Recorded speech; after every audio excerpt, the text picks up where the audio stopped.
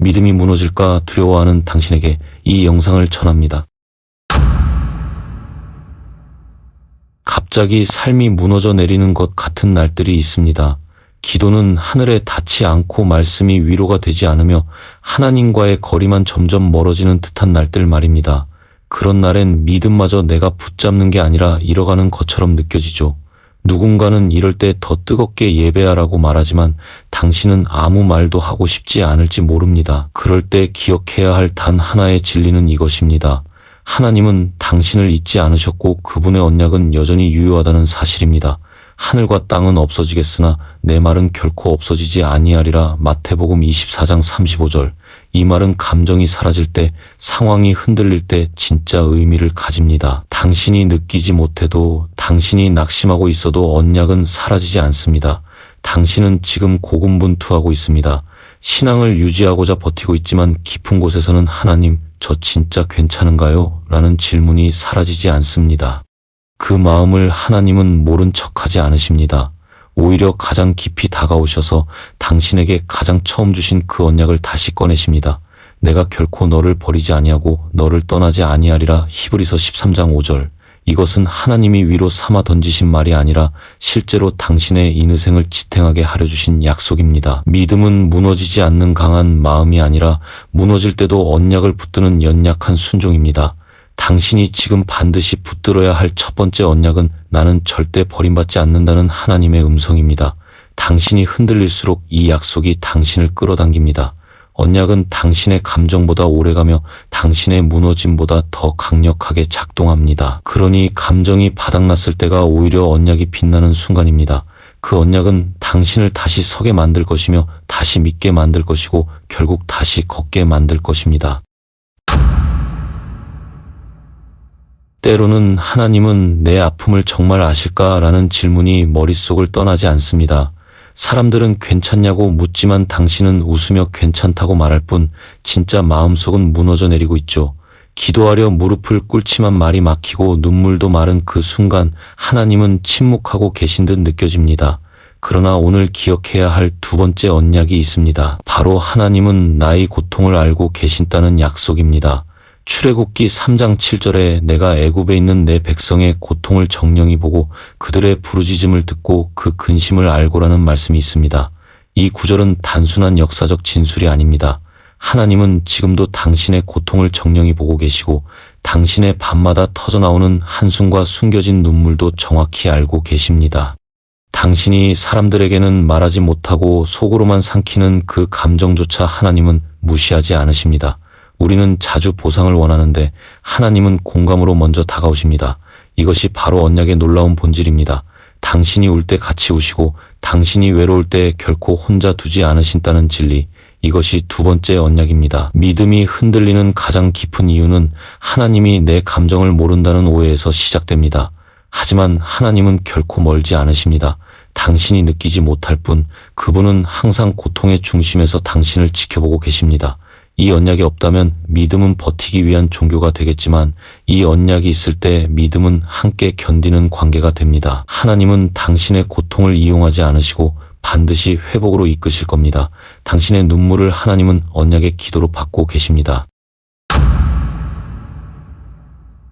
당신은 지금 인생이 엉망이 되었다고 느끼고 있을지도 모릅니다.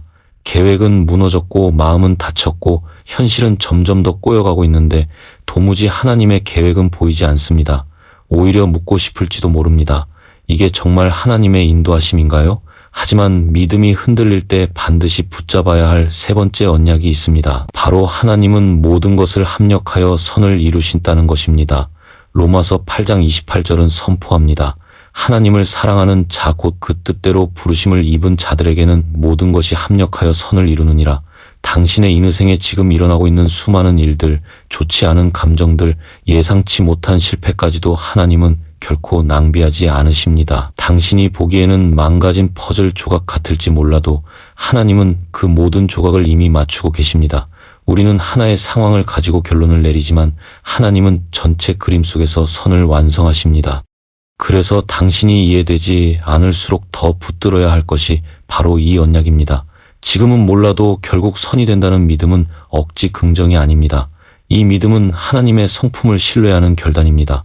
눈앞의 고통이 끝나지 않아도 그것이 끝이 아님을 믿는 것, 그게 바로 흔들릴 때 붙드는 진짜 믿음입니다. 당신이 지금 겪고 있는 실패도 상실도 고난도 반드시 선으로 엮이게 될 것입니다.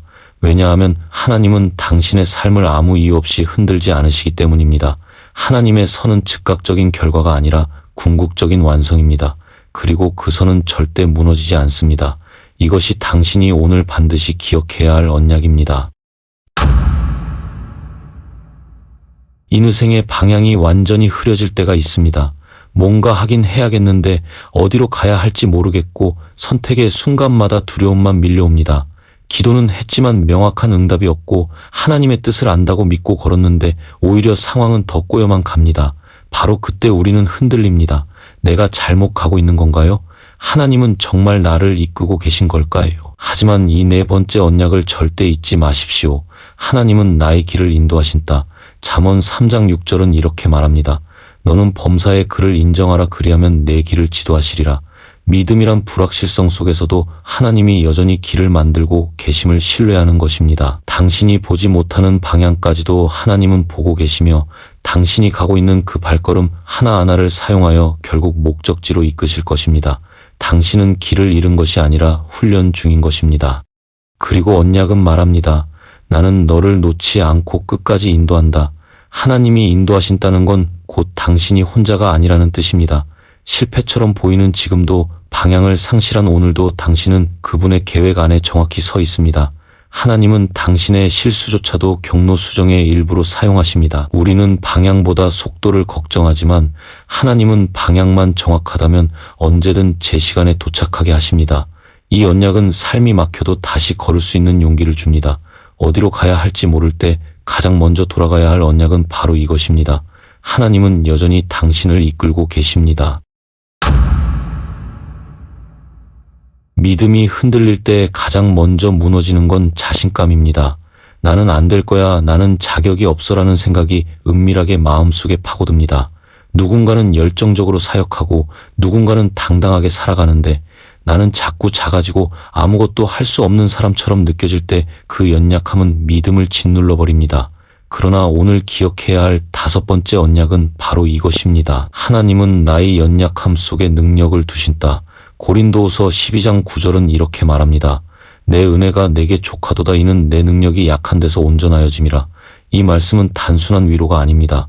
하나님은 실제로 우리의 결핍 위에 자신의 능력을 더하십니다. 다시 말해 당신의 무너짐은 하나님의 일하심을 방해하는 요소가 아니라 오히려 그분이 일하기 가장 좋은 자리입니다. 세상은 완벽해야 인정받지만 하나님은 연약해야 채우십니다.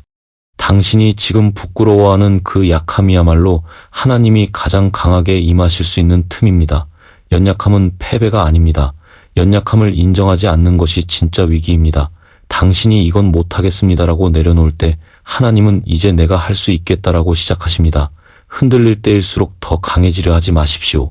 오히려 당신의 연약함을 인정하고 하나님의 능력을 구하십시오. 믿음은 강한 자의 것이 아니라 약함을 숨기지 않는 자의 것입니다.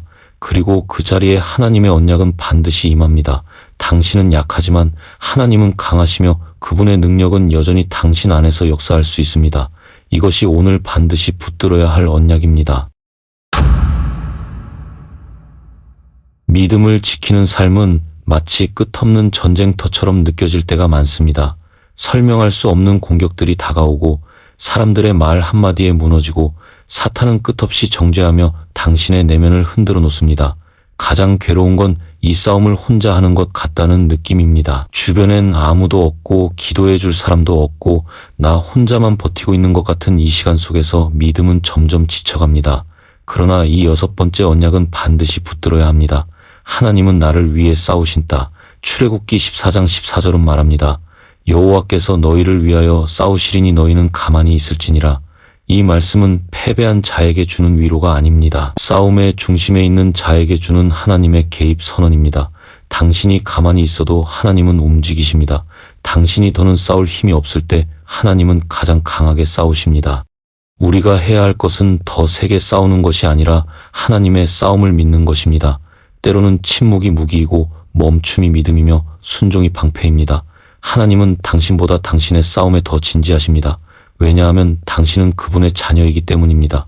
오늘 당신이 하고 있는 싸움은 신앙만의 전투가 아니라 하나님의 명예가 걸린 싸움입니다. 하나님은 패배하지 않으시는 분입니다. 그러므로 당신 또 패배하지 않을 것입니다. 아무도 도와주지 않아도 괜찮습니다. 하나님은 여전히 싸우고 계십니다.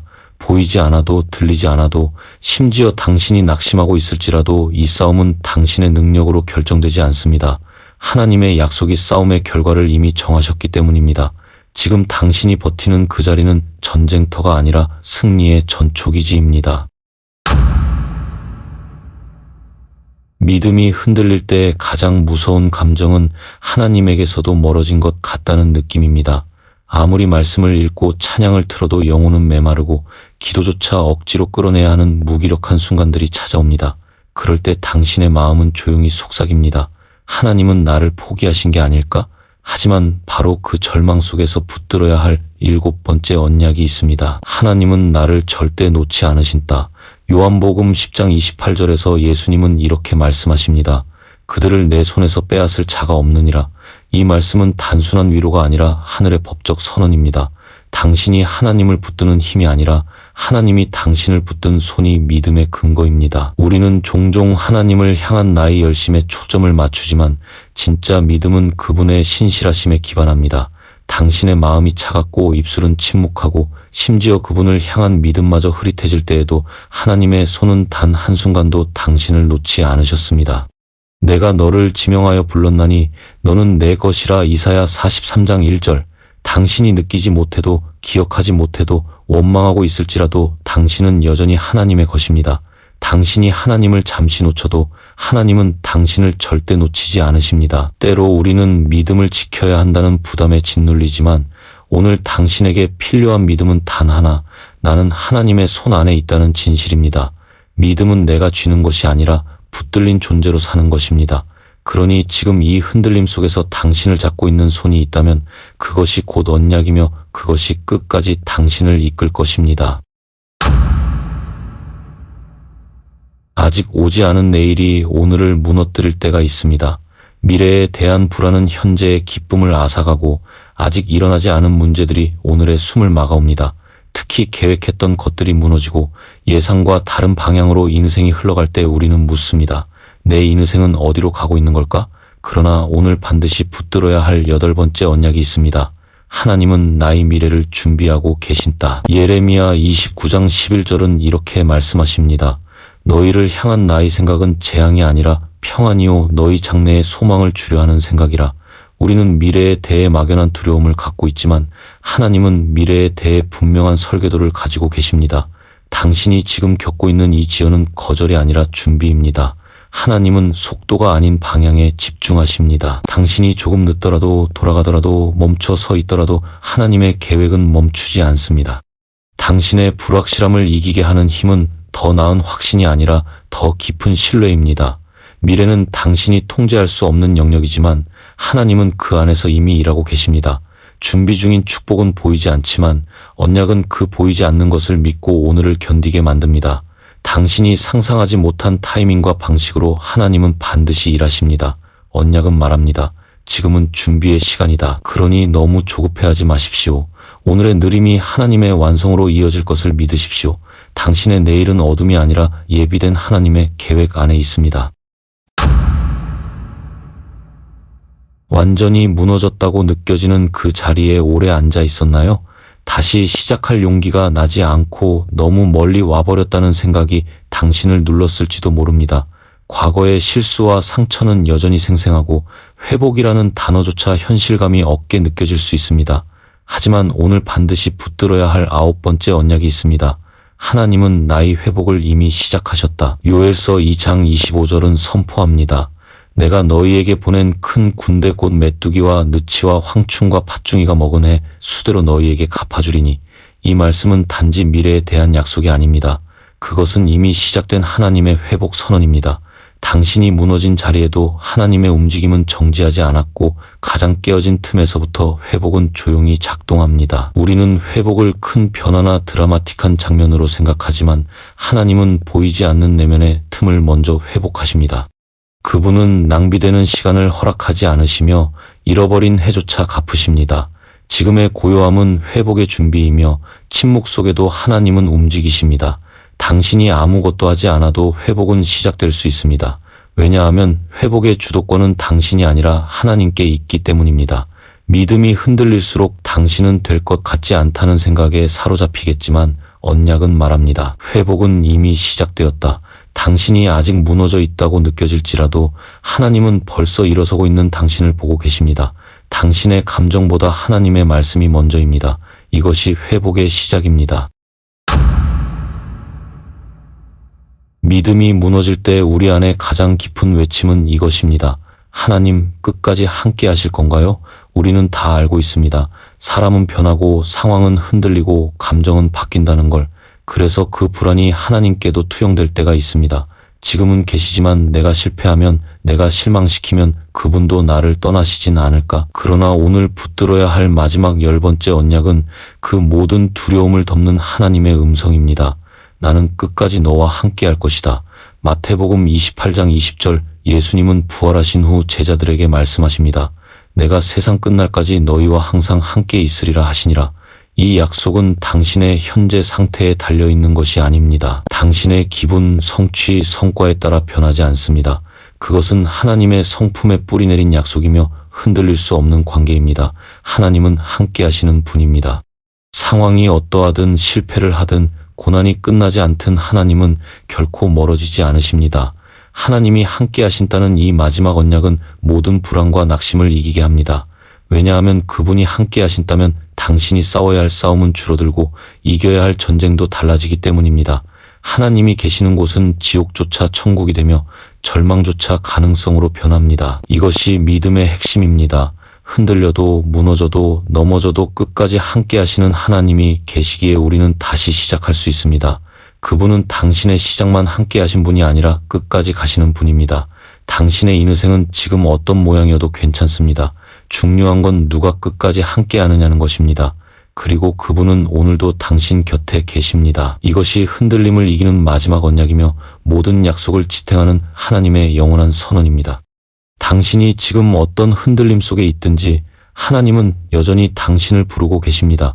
이 10가지 언약은 단지 성경 속 말씀이 아니라 오늘 당신의 삶을 붙드는 실제적인 약속입니다. 이제 말씀 위에 다시 서세요. 그리고 다시 걸으세요. 하나님, 믿음이 흔들릴 때마다 당신의 언약이 저를 붙들게 하소서. 당신은 끝까지 함께 하시는 분이시며 그 약속 하나면 충분합니다. 예수님의 이름으로 기도드립니다. 아멘.